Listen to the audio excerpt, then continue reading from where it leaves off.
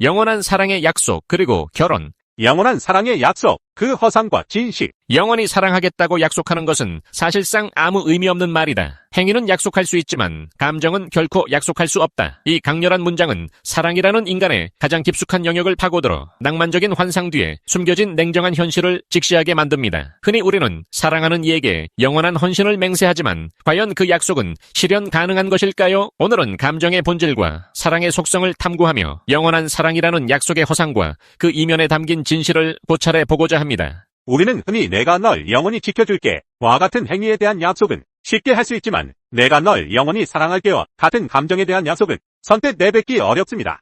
이는 감정이라는 것이 우리의 의지나 통제 밖에 놓여있는 영역이기 때문입니다.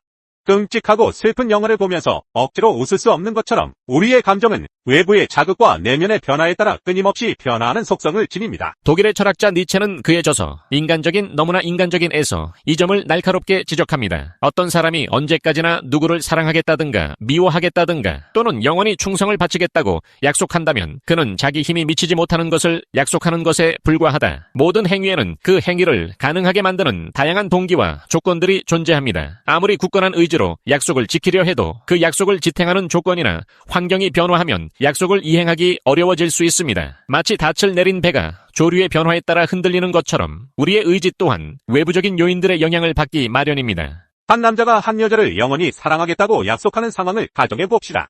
겉으로 보기에는 낭만적이고 헌신적인 맹세처럼 들리지만 면밀히 살펴보면 그 약속은 다음과 같은 딜레마에 빠집니다.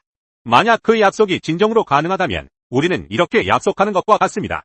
내가 그대를 사랑하는 한 나는 그대에게 사랑의 행위를 실제로 증명해 보일 것이다. 그러나 혹시 내가 그대를 사랑하지 않게 되었을 때라도 그것이 어떤 이유나 동기에서 왔다 해도 그대는 나의 사랑을 계속 받게 될 것이다. 사랑의 행위를 실증해 보일 수는 없게 되었지만 내가 그대를 사랑하는 마음은 변하지 않고 늘 똑같기 때문이다. 그러나 사랑하는 사람이 상대를 진정으로 사랑했는지 아니면 그렇지 않았는지는 오직 사랑을 주고받는 당사자만이 확인할 수 있는 내밀한 영역입니다. 그리고 사랑의 행위, 즉 서로를 배려하고 아끼며 함께하는 시간들이 실제로 존재하지 않는다면 그것은 진정한 사랑이라고 단정하기 어렵습니다. 겉으로 보기에 인꼬푸푸처럼 다정해 보일지라도 속으로는 이미 감정이 식어버린 관계일 수도 있습니다. 사랑은 단순히 마음속의 추상적인 감정으로 존재하는 것이 아니라 구체적인 행위를 통해 표현되고 실증될 때 그 의미를 가집니다. 결국 당신이 누군가에게 당신을 영원히 사랑하겠다고 약속하는 것은 스스로 자기 자신을 속이는 것이 아니라면 그것은 상대방에게 행위가 아닌 당시의 감정을 약속하는 것이기 때문에 사실상 무의미합니다. 사랑의 감정은 결코 미래의 어느 시점까지 지속될 것이라고 보장할 수 있는 성질의 것이 아닙니다. 마치 활활 타오르는 불꽃이 시간이 지남에 따라 사그라지듯이 사랑의 감정 또한 예측 불가능한 변화를 겪을 수 있습니다. 프랑스의 작가 앙드레 모루아는 그의 저서 인생의 기술에서 사랑의 유한성을 인정하며 현재의 충실함을 강조합니다. 사랑은 영원한 것이 아니다. 그러나 그 짧은 순간의 아름다움은 영원히 기억될 수 있다. 이처럼 사랑의 감정은 미래를 담보하는 약속보다는 현재 진행형으로 존재할 때 그 진정한 가치를 발휘합니다. 지금 이 순간 서로를 향한 애틋한 마음을 표현하고 함께하는 시간을 소중히 여기며 서로에게 헌신하는 행위만이 사랑의 존재를 증명하는 유일한 방법입니다. 그렇다면 영원한 사랑이라는 개념 자체가 완전히 허구적인 것일까요? 반드시 그렇다고 단정하기는 어렵습니다.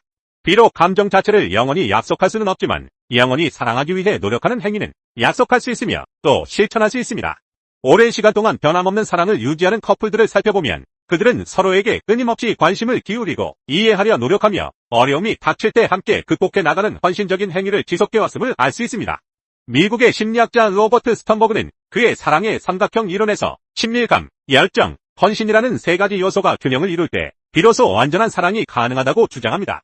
이 중 헌신은 사랑하는 관계를 지속하고 발전시키려는 의지와 결심을 의미합니다. 비록 열정적인 감정은 시간이 흐르면서 식을 수 있지만 서로에 대한 깊은 이해와 헌신적인 노력은 사랑의 관계를 더욱 단단하게 만들어줄 수 있습니다. 약속의 굴레를 벗어나 현재의 사랑에 충실하라. 결국 영원히 사랑하겠다는 약속은 덧없이 흐르는 감정의 본질을 간과한 채 붙잡을 수 없는 미래를 맹세하는 것과 같습니다. 중요한 것은 미래에 대한 불확실한 약속이 아니라 현재 이 순간 당신의 마음이 누구를 향하고 있는지 그리고 그 감정을 어떻게 표현하고 실천하고 있는지입니다. 사랑의 감정은 결코 약속할 수 없지만 현재 진행형으로 존재하는 그 순간의 진실됨은 그 어떤 영원한 맹세보다 강력한 힘을 힘을 지닙니다. 우리는 영원한 사랑이라는 낭만적인 환상에서 벗어나 사랑의 변화, 무쌍한 속성을 인정하고 현재의 감정에 충실해야 합니다. 지금 사랑하는 사람에게 진심을 다하고 함께하는 시간을 소중히 여기며 서로를 위해 끊임없이 노력하는 것, 이것이야말로 진정한 사랑의 의미이며 덧없이 흘러가는 감정 속에서 변치 않는 가치를 발견하는 지혜일 것입니다. 영원한 사랑을 약속하는 대신 매 순간 사랑하는 마음을 표현하고 실천하는 당신의 진심이야말로 관계를 영원히 지속시키는 가장 강력한 힘이 될 수 있음을 기억해야 합니다. 결혼, 낭만적 오해와 실존적 위험. 심장에게 끝없는 사랑을 강요하는 온갖 시도 중에서 가장 인정사정 없는 시도, 이처럼 날카로운 지적은 결혼이라는 제도에 대한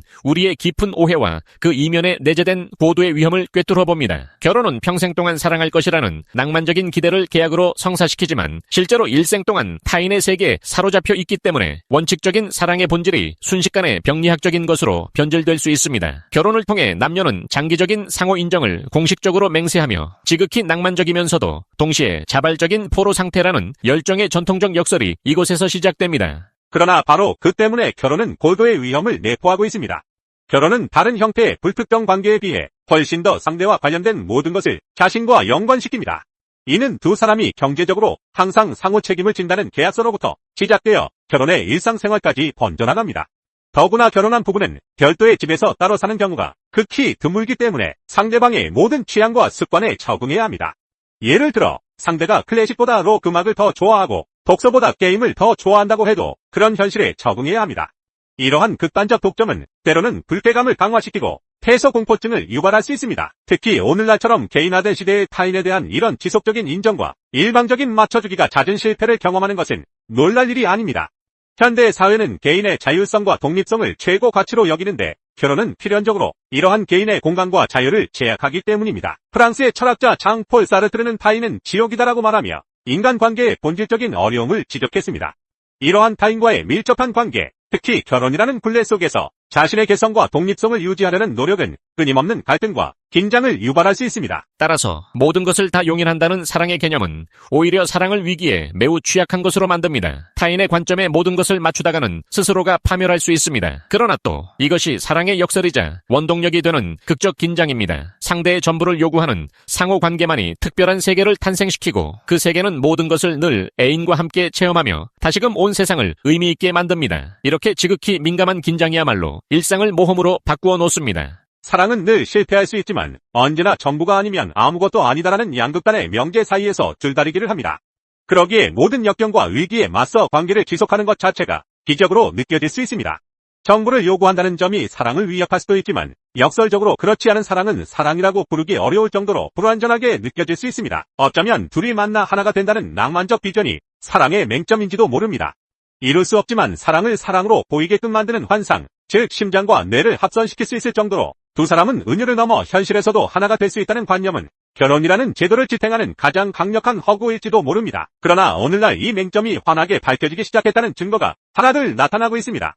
결혼과 사랑에 대한 낭만적인 기대와 현실의 괴리는 이혼율 증가, 결혼율 감소, 비혼 인구 증가 등 다양한 사회 현상으로 표출되고 있습니다. 사랑은 본질적으로 소통입니다. 그러나 소통은 결코 모든 것을 전달할 수 없습니다. 때로는 그러지 말아야 할 경우도 있습니다. 사랑하는 사람이 상대방을 정말 진실로 사랑하고 있다는 것을 어떻게 알 수 있을까요? 사랑의 고백은 입증될 수 없다는 사실을 모르는 사람은 없습니다. 사랑은 눈으로 보는 것이 아니라 마음으로 보는 것이라는 셰익스피어의 말처럼 사랑은 외부의 증명보다는 내면의 확신에 더 가깝습니다. 따라서 모든 행동을 사랑의 테스트로 만들지 않으려면 입 밖에 내지 않고도 견딜 수 있는 침묵의 전문가가 되어야 합니다. 자발적인 침묵의 맹세는 말이 부르는 위험을 줄이고 사랑의 일상에 숨어있는 지뢰의 뇌관을 제거합니다. 이는 단순히 말을 아끼라는 의미가 아닙니다. 굳이 말로 표현하지 않아도 서로의 존재를 느끼고 신뢰할 수 있는 관계의 깊이를 의미합니다. 상대방의 작은 행동, 눈빛, 표정에서 사랑을 읽어낼 수 있는 통찰력과 섬세함이 필요합니다. 물론 사랑의 고백 자체가 사랑을 위협한다는 의미는 아닙니다.